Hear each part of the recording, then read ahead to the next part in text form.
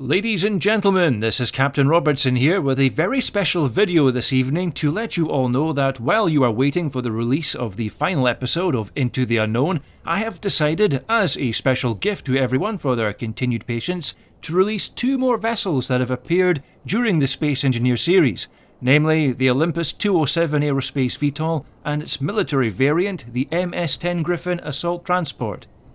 As seen in the series, these are both modifications to the TCA Marshall and the Captain's AS-10 Warhawks, but have been modified to carry 6 additional passengers in a small cabin that's been added to the rear of the fuselage. These small vessels fulfill a role that's very similar to the Wyvern and Olympus 217, except that because the Griffin is about half the size of the Wyvern, it can actually fit into the 2 high by 5 wide hangar bays that are used by many of the destroyer and cruiser-sized vessels that currently appear on the workshop,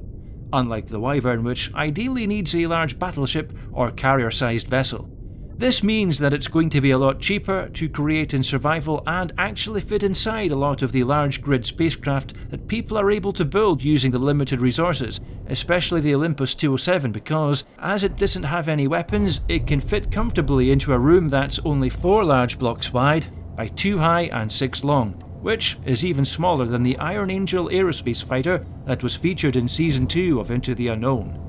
As well as using VTOL thrusters, which reduces the overall power and resource requirements, it has pistons with small wheels added to the ends as makeshift landing struts, which can be raised and lowered to accommodate landing on rough terrain, or to gain access to the underside when conducting repairs or manually adding cargo to the connector.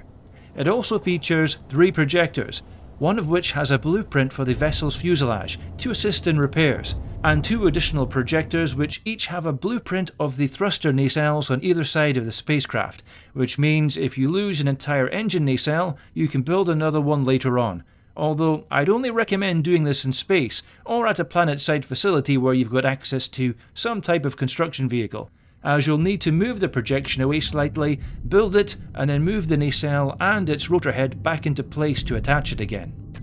Anyway, you can find both of these vessels via the link in the description below, so feel free to download them and fly them around in either your creative or survival world at your leisure. Regarding the next episode of Space Engineers Into the Unknown, as I mentioned in a post I made recently on my YouTube channel, I tried editing the original footage of the final episode to add more space for some additional voice acting by members of my family and to try and make it flow a little better, but unfortunately I was not very happy with how it turned out, and given how Keen have just released a new version of Space Engineers, indeed it's now out of early access, and they've added a whole load of new features including the ability to copy and paste units that retain their original faction,